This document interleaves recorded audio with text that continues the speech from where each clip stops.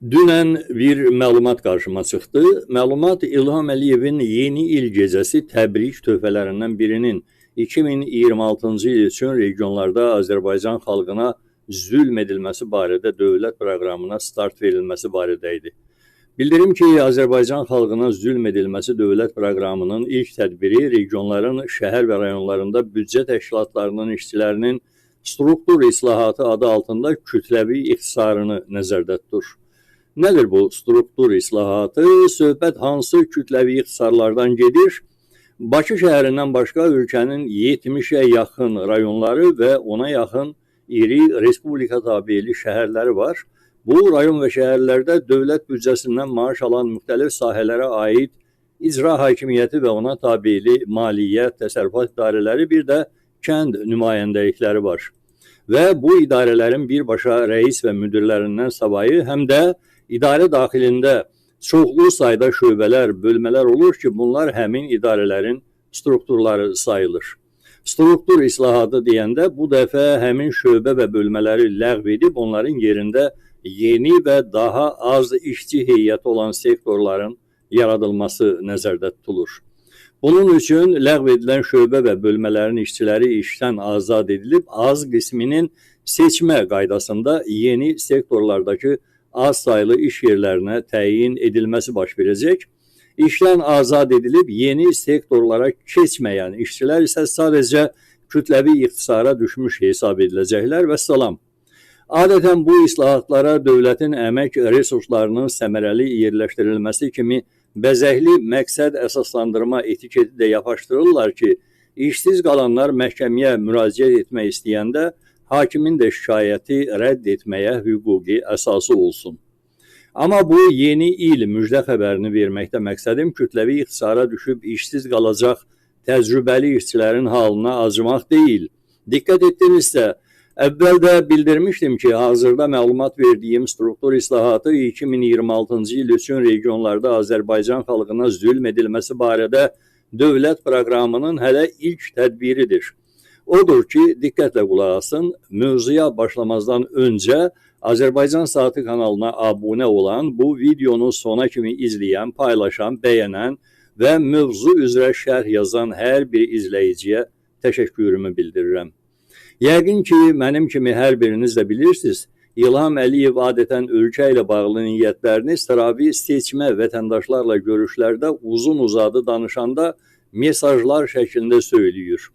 İlham Əliyevin kabinetində ayrı-ayrı sahibi nazir və icra başçıları ilə görüşündə isə vaxtıyla niyyət kimi söylədiyi tədbirlər güya tapşırıqlar kimi səsləndirilir. Yəni, bu tədbirlərlə bağlı artıq qanun, qayda, fərman və ya sərəncamın layihəsi tam hazır olanda o, bu tədbirlərlə bağlı qarşısındakı rəhbər vəzifəlilərə tapşırıq verir və bu deyilənlər anons xəbərlər kimi televiziyalar vasitəsilə əhaliyə çatdırılır. Bu xəbərlərdən sonraki 5-10 gün içində İlham Əliyevin dedikləri artıq rəsmi sənədlər kimi media xəbər saytlarında tirajlanır. Bunu dövlət orqanlarının işçiləri daha yaxşı bilirlər və bunu öz aralarında prezident şousu adlandırırlar. Düzünü desəm, 30 illik müşahidəsi olaraq bunu xalq da gözəl anlayır. Sadəcə bunun prezident şou adlanmasını indi eşidənlər olacaq. Bu sadəcə bir xırda arayış idi. Odur ki, diqqətimizi İlham Əliyevin sıravi adamlar qarşısındakı görüşlərdə söylədiyi niyyət mesajlarına yönəldək. Xatırlayırsınızsa, İlham Əliyev son görüşündə Naxçıvanda və Qarabağda prezidentin səlahiyyətli nümayəndəliklərinin fəaliyyətini tərifləyib, bu idarəetmə strukturunun ölkənin digər ərazilərində də tətbiq ediləcəyi mesajını səsləndirmişdi. Bundan əlavə, İlham Əliyev son media müsahibəsində də Bakının Nəsimi rayonuna yenicə təyin etdiyi gənc icra başçısını çox qısa zamanda işdən azad etməsini misal kimi vurğulayaraq, ümumilikdə icra başçılarının fəaliyyətindən narazı olduğunu və onlarla işləməyin çətin olduğunu mesaj kimi demişdi. Bu cür mesajlar İlham Əliyevin arzularını deyil, artıq başa çatmaqda olan sənədləşmə işlərinin sadəcə anonslarıdır. Bugünkü struktur islahatları bundan sonra yaradılacaq prezidentin regional nümayəndəliklərinin sadəcə başlanğıcıdır. Bəs bu proses necə gedir? Baxın, bu regional nümayəndəliyin oxşarlarını yəqin ki, çoxlarınız bilirsiniz. Adında ərazi, region və ya zona sözləri olan idarələr vergi, gömrük, sosial təminat, təhsil nazirliklərinin yerli strukturlarında var. Regionlaşma prosesi getməyən dövlət idarələri siyahısında əsasən keçmiş aparat rəhbəri Ramiz Mehdiyev və keçmiş maliyyə naziri Samir Şərifovun kurasiyasında olan idarələr, yəni icra hakimiyyətləri, kənd nümayəndəlikləri və maliyyə idarələri qalmışdı. Səbəb də o idi ki, Ramiz və Samirin təyin etdiyi həmin vəzifəli şəxslər 5 illik vəzifədə qalma üçün tələb edilən rüşvətlərini Əliyev ailəsinə onsuz da çatdırmışdılar. Onlar verdikləri rüşvətin mayasını çıxarmaq üçün ən azından 5 illik dırnaqarası toxunulmazlıq hüququ almışdılar. İndi özünüz də hesablayın. Ramiz Mehdiyev 2019-cu il aparatdan uzaqlaşdırıldı və onun son dəfə təyin etdirdiyi icra başçısının rüşvət üzrə toxunulmazlıq müddəti elə 2025-ci ildə başa çatıb. Samir Şərifovun kadrlarının müqəddəratını isə onun yerində oturan Sahil Babayev özü ötən bir il müddətində həll edir. Amma qeyd edim ki, vergi, gömrük, sosial təminat, təhsil nazirliklərinin mövcud region idarələri bir qədər qarışıqdır. Misal üçün, Əmək və Əhalinin Sosial Müdafiə Nazirliyinin Dağlıq Şirvan regional filialı 4 rayonu, Şamaxı, Ağsu, İsmayıllı və Qobustan rayonlarını əhatə edir, amma Şamaxıdakı 4 saylı ərazi vergi xidməti cəmi 3 rayonu, Şamaxı, Ağsu və Qobustan rayonlarını əhatə edir. Eyni cür fərqlər təhsil və gömrük nazirliklərinin rayonlarında da var. Və bu da o deməkdir ki, bayaqdan söz açdığım struktur dəyişimləri heç şübhəsiz ki, bu region idarələrini də əhatə edəcək və kütləvi işçi ixtisarları dalğası bu idarələrə də toxunacaq. Düşünürəm ki, bu məqamda Azərbaycan Saatı kanalının izləyiciləri yeri gəlmişkən məntiqli sual verəcəklər ki, bəs kütləvi ixtisar prosesindən sonra kütləvi işsizlik yaranmayacaqmı? Axı İlham Əliyev yerli media qarşısında işsizliklə bağlı çıxış hissəsində sevdiyi 5% rəqəmini səsləndirmişdi və həmişə də səsləndirir. Yaxud digər sualı verəcəklər ki, rayon icra hakimiyyətlərində sayı dəfələrlə azaldılmış işçilər sonra yaradılacaq prezidentin səlahiyyətli regional nümayəndəliklərinə köçəndə həmin icra hakimiyyətlərinin boş qalmış təmirli binaları necə olacaq? Bax, burada İlham Əliyevin struktur islahatını bir qədər açıqlamağım lazımdır ki, bu proses hər birimiz üçün daha aydın olsun. Buna görə də yenidən diqqətinizi yaddaşlarınıza yönəldəcəm.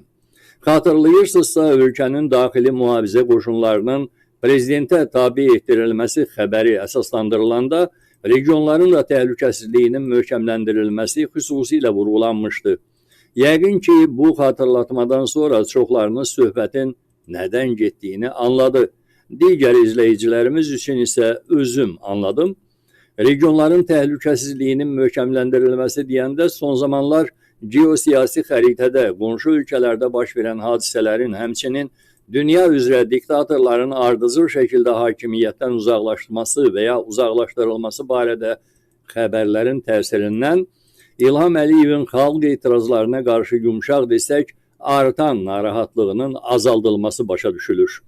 Əliyev ailəsi quldur və mafiya təfəkkürlü olduğuna görə onların bu narahatlığını azaltmağın yeganə yolu qoruyucuların sayını artırmaqdır. Deməli, İlham Əliyevin möhtəşəm islahatları hesabına rayon və şəhərlərin icra hakimiyyətlərinin, həmçinin də maliyyə, səhiyyə, təhsil, vergi, gömrük, sosial təminat, təsərrüfat idarələrinin işçiləri kütləvi şəkildə ixtisar ediləndən sonra onların ştatları hesabına Daxili İşlər Nazirliyinin polis heyətinin sayı artırılacaq. Çünki İlham Əliyevə regionlarda xalqın problemlərini həll edən idarələr yox, problemli xalqın narazılığının qarşısını zor gücü hesabına ala bilən çoxlu polis lazımdır. Bu qədər bəsit. İndi isə bayaq sizi narahat edən sualın ikinci hissəsinə keçim. Yəni, rayon icra hakimiyyətlərində sayı dəfələrlə azaldılmış işçilər sonra yaradılacaq prezidentin səlahiyyətli regional nümayəndəliklərinə köçəndə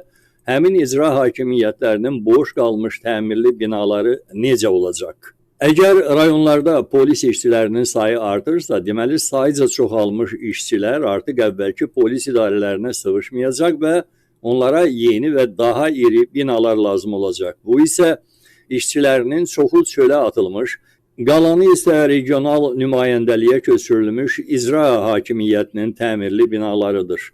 Bu binaların müsbət tərəfi də odur ki, onlar həm rayonun düz mərkəzində yerləşirlər, həm də bu binaların çoxunun qarşısında polislərin yiyəsi olan Heydər Əliyevin heykəli var. Yəni onlar kimə xidmət etdiklərini hər an yadda saxlayacaqlar və gözlərinin qarşısında olacaq. Bəs bu islahatdan Azərbaycan xalqı nə qazanacaq? Təəssüf və eyni zamanda əminliklə bildirim ki, bütün dünya ölkələrində olduğu kimi Azərbaycan xalqı da öz dövlətinə sahib olmadıqca, öz dövləti üçün hakimiyyəti özü seçməyənə qədər bu hakimiyyəti həyasızlıqla zəbt etmiş və xalqa məxsus sərvətləri acgözlüklə talayan Əliyev ailəsi Azərbaycan xalqı barədə bir saniyə belə düşünəsi deyil. Çünki bayaqdan söylədiyim bu islahatların əsas məqsədi xalqı şikayət edəcəyi yerdən uzaq salmaqdır. Bugün hansısa şikayətdən ötürü rayon icra hakimiyyətinə getmək üçün avtobusa 1-2 manat, taksiyə 5-10 manat xərcləmək lazımdırsa, İslahatdan sonra regional nümayəndəliklərə getmək üçün avtobus və taksi xərcləriniz ən yaxşı halda 2-3 dəfə artacaq. Bu islahatların şuuraltı, gələcək niyyətləri də var. Nəzərinizə çatdırım ki, Əliyevlər ailəsində 3 uşaqla yanaşı 5 doğma nəvə və bir də 2 nəfər bacıoğlu da böyüməkdədir. Son referendumla İlham Əliyev hakimiyyət quruluşunda indiyədək yalnız 3 vitse-prezident vəzifəsi boş saxlanılmaqdadır. Yəni, uşaqlardan hər hansı birinin çox ehtimal ki, yekəlmiş Heydər Əliyevin gələcəkdə prezident yerinə hazırlığından öncə staj keçmək üçün hər 3 uşaq Arzu, Leyla və Heydərin vitse-prezident vəzifələrinə təyin olunması lazımdır. Bəs 5 nəfər nəvə və 2 nəfər bacı oğlu bu ölkənin sərvətlərini necə talamalıdır? Əliyevin niyyətinə görə onlar yaxın gələcəkdə onlar üçün hazırlanan regional nümayəndəliklərə nəzarət edəcəklər. Bu qədər bəsit. Amma nə qədər ağır və çətin olsa da izləyicilərə, xüsusən də pedaqoq müəllim heyətinə də daha bir acı proqnoz vermək istəyirəm.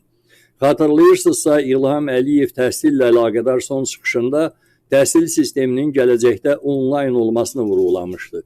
Bu eyham İlham Əliyevin gənc nəslin savadlı olmasında mütərəqqi texnologiyanın tətbiqi ilə bağlı istəyindən deyil, gələcəkdə gənclərin bir yerə toplaşmağından qorxmağının nəticəsi kimi irəli gəlir. Odur ki, Azərbaycanın çox sayılı müəllim heyəti növbəti kütləvi ixtisar dalğasına indidən hazır olmalıdır. Hər bir kəs əmin olmalıdır ki, İlham Əliyevin öz ailəsinin nəsillik hakimiyyəti ilə bağlı uzağı görən siyasətinin məqsədi Azərbaycan xalqından bugün və gələcəkdə gələ bilən bütün mümkün etiraz səslərinin vaxtından əvvəl boğmaq və məhv etməkdir. O, bunun üçün dalbadal və istənilən formada islahatlar keçirməyə hazırdır. Sizə onu da əmin edirəm ki, bu videoda səsləndirdiyim və yaxın gələcəyə aid məlumatların hər biri həyata keçməmiş şəkildə, yəni İlham Əliyevin və onun komandasının beynində və hazırladıkları kağızlarda qala da bilər. Bunun üçün Azərbaycan Saatı kanalının videolarını müntəzəm izləməklə yanaşı, sosial şəbəkələrdə, qonşu ölkələrdə, xüsusilə də İranda baş verən hadisələrin və elə öz Azərbaycanlılarımızın davranışlarının səbəblərini öyrənməyiniz yetərli ola bilər. Bu cür hadisələrin səbəbləri də çox bəsit tələblərlə bağlıdır. İnsanlar sadəcə maddi vəziyyətlərinin pisləşməsindən və bu pisləşmədə idarəçilərin laqeydliyindən narazı olduqları üçün, özləri üçün xalqı sevən və xalqın sərvətini xalqa ədalətli şəkildə bölən liderin, komandanın hakimiyyətə gəlməsini tələb edirlər. Yəni, bu qədər bəsit və doğal tələblər. İstənilən ölkənin vətəndaşı öz dövlətinə sahib çıxmağı, ona çatası başda hüquq olmaqla hər bir nəsnəni tələb etməyə bacarmalıdır. Bu cür tələblər kütləviləşəndə nə kütləvi ixtisarlar, nə kütləvi işsizlik, nə də kütləvi polisləşmə baş verə bilməz. Xəbəriniz olsun ki, İlham Əliyev də daxil olmaqla dünyadakı bütün diktatorların hakimiyyətdə qalma müddəti 2019-cu ildən bitib. Ötən müddət ərzində bəzi ölkələrin xalqları bu müddət bitmə məlumatını lazımi səviyyədə öz diktatorlarının yadına salıblar. Odur ki, Azərbaycan xalqı üçün də nə isə başlamaq heç zaman gec deyil.